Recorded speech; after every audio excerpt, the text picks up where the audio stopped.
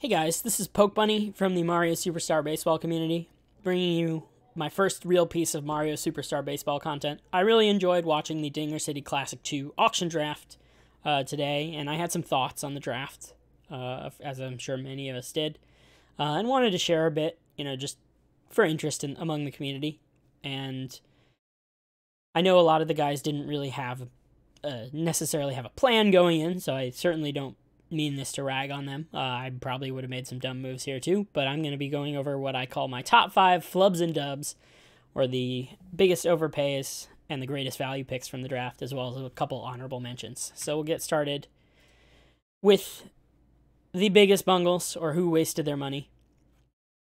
A big theme among these picks was that a lot of them were pretty early in the draft. I think people were still kind of figuring out what things were worth. And when you've got a big pool of money to spend, of course, it's always tempting to spend it when you see a character you really want come up. But, of course, only one person can have each character, and so those early picks can get bid up quite a bit when everybody's in the bidding. Honorable mentions. Start with Joey picking Wario at $20. Strong defensive infielder. His bat is just good, and we saw real power hitters go around this vicinity, and he's not quite that.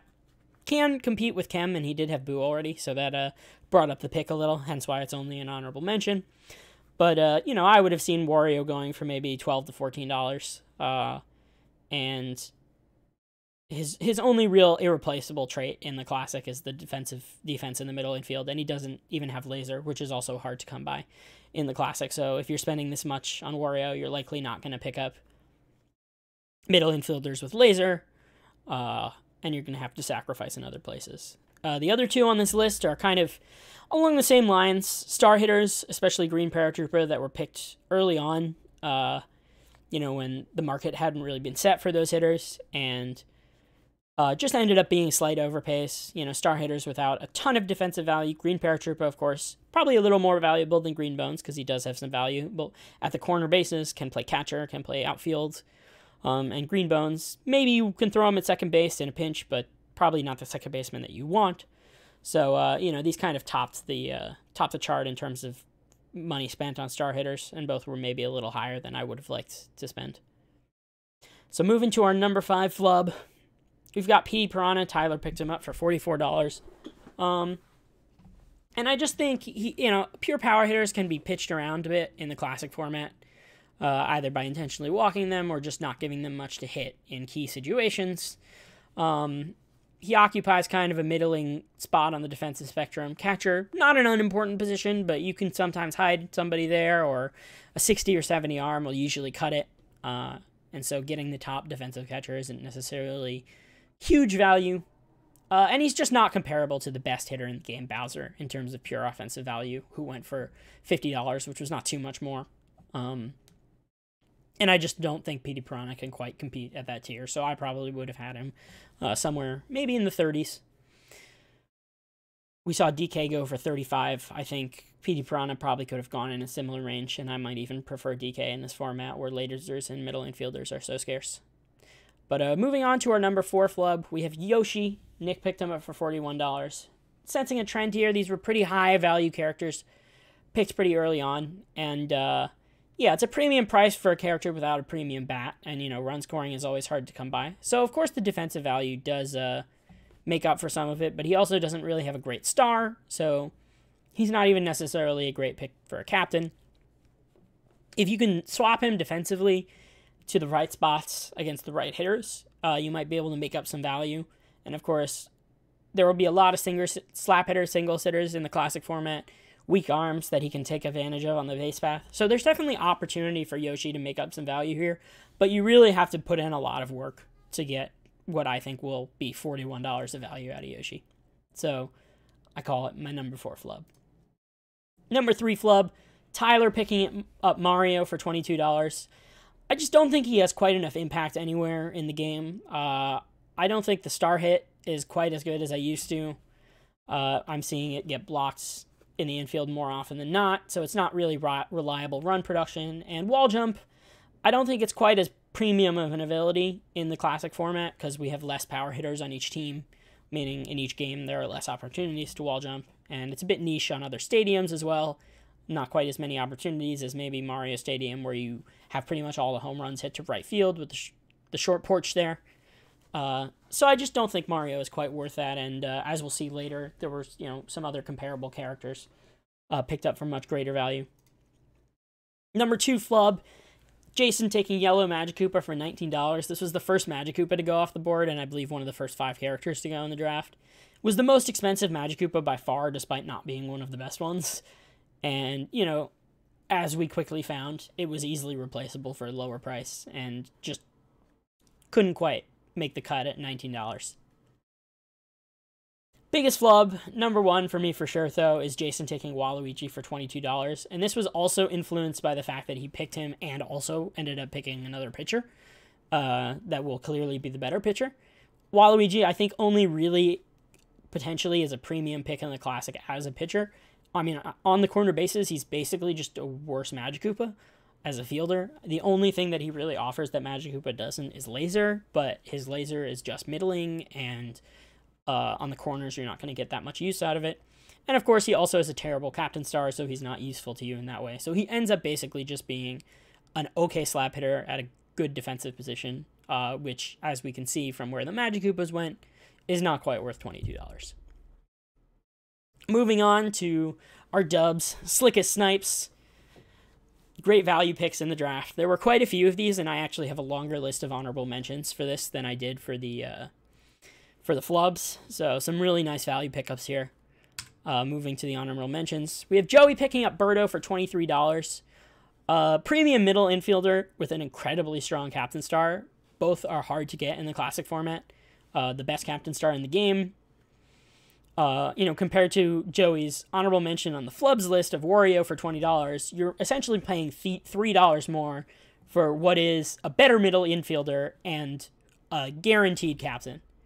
You'll never not make Birdo your captain, and it's just so clearly a great captain that picking it up for $23 is definitely good value. I could have seen that going for $30 or even more.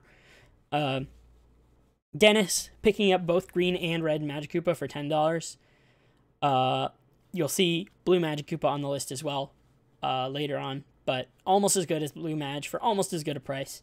Both very solid pickups, premium characters at premium defensive positions for a very affordable price. Tyler picking up Luigi for $8 after spending $22 on Mario. I think these two characters are pretty comparable, and both probably should have gone somewhere in between these two numbers, maybe around $14 or $15, $16, something like that. Maybe Luigi at 14, Mario at 16. Don't know the exact amount, but Luigi, versatile both at bat and in the field. He's got a decent Captain Star, especially in this format where, you're going to need to captain somebody, and there aren't 6 better captains than Luigi in the game. So Luigi's probably going to end up as someone's captain. Tyler, of course, also has Mario, so he's going to have a choice there. But he's just a versatile character that for $8, definitely worthwhile. A couple star hitters going for $3 and $4 down here. Red and Black Shy Guy, the best Falcon poppers for prices that were very good. And Andrew picking up Green Noki for $4, a little more defensive value, but probably in the outfield or even first base if you've got a Pianta. And a pretty strong star hit. So that rounds out my honorable mentions for the dubs, or the biggest wins in the draft. Number 5 dub, Nick picking up yellow Pianta for $6. And I mean, you compare this to the Wario pick for $20, and this is, I would argue, a better defensive middle infielder. Certainly a little bit worse of a hitter because, yellow Pianta doesn't really have the chance to launch it out of the park, but, still a respectable hitter. And I think lasers and strong arms can be really valuable in the kind of scrappy games that we see in the Classic with a lot of base hits and a lot of, poor defense allowing runners to round the bases easily. So being able to shut that down with a good middle infielder can be really valuable. And both of the other Piantas went for significantly more. The blue Pianta, who's not really significantly worse in any major way, does have a little more power and a little more speed, but you're probably not really hitting home runs or stealing bases with him anyway. Went for almost twice as much. So I think this was a great value pick for Nick. Number 4 dub, Jason picking up blue Magikoopa for $8. Just a couple bucks cheaper than green and red, but he's the best Magikoopa, and he went for the cheapest. Definitely one of the best prices for sort of a must-pick character. If you think about it in terms of standard drafting formats, Magikoopas are getting picked in the middle of the draft every game. And we didn't really see any other character of that tier picked up near this price point. And it's flexible, both defensively and offensively, so it can fit into a lot of setups. You can play him at, probably going to play him at a corner, but you can play him at second base, or maybe even shortstop if you have chemistry. Not necessarily the best choice for those positions, but in the Classic, you'll often see some interesting setups. And then, of course, offensively has both a star hit and a strong slap hit, allowing you to go for whatever your team needs more. So, strong pick, very flexible for Jason. Moving on, we've got our number 3 dub, another Jason pick, Diddy Kong, going for $10. And I mean, thinking about this compared to the Waluigi pick, to me, Diddy Kong is just a more valuable character in the Classic format, just because premium pitcher. This draft format is very difficult to get good pitchers in, obviously, because, in standard drafts, there are usually only 3 or maybe 4 pitchers that we see commonly taken. Well, you've got to get 6 pitchers in the Classic draft, 1 for each player. He actually has a decent star hit that I think is maybe a little underrated, especially if you get good with it. Ashke in the Net Play Classic has been using it to great effect with righty Diddy Kong. I'm certainly interested in seeing more players try that out. And then also, of course, Jason is just especially well known for his great pitching with Diddy Kong. Always dancing around that outside corner and in completely unpredictable ways. I don't really know how he does it because somehow it's the same thing every game, but it never feels like the same thing. Very, very hard to hit. So definitely a good value pick at $10, getting, a premium pitcher, which is one of the most important positions to fill for a price that was not particularly detrimental to the rest of his draft. Number 2, dub, you'll see some common themes here. Dennis rewarded heavily for his patience getting Boomerang Bro for $17. The cheapest premium bat by far. I mean, I think the other premium bats we saw go for at least around $25. I mean, we saw Mario and Wario go both for more than Boomerang Bro, which if you think about where they're picked in standard formats is frankly insane. He also has better defensive value than you'd think. Maybe not so much in the standard format where you have better fielding options, but not a terrible infielder, and he's not super slow. Certainly not fast, so he's not an unplayable outfielder either. Can play catcher with a 60 arm. So there are a lot of places you can put him in the Classic format. And of course, his value is even more increased by the opportunity for chemistry with duplicates. There are just more chem partners, at least 2 more of the bros. Unfortunately, I don't remember off the top of my head if he does have Bones chemistry, but if he does have Bones chemistry, that's even bigger. I don't think he does, but maybe he does. Somebody will tell me, and I'll be an idiot, but still, regardless, there are more chem opportunities with the duplicates in the game. And the number 1 pick, value-wise, the biggest dub, Dennis picking up Dixie Kong for $4. You can basically copy-paste everything I said about Diddy Kong going for $10, except this is even cheaper. Some people think Dixie Kong is even the better character of the two, and obviously it went for much cheaper, so I think the value here is just essentially incredible. You get a top-tier pitcher for basically nothing. $4 in the course of the $100 draft is basically free, and going along with his Boomerang pick for $17, you can see why he ended up with several premium bats and 2 Magikoopas. And then Dixie Kong also, if you really get in a pinch and you have to move her off a pitcher and you give up 7 runs, she's a respectable singles hitter and a respectable catcher, 70 arm.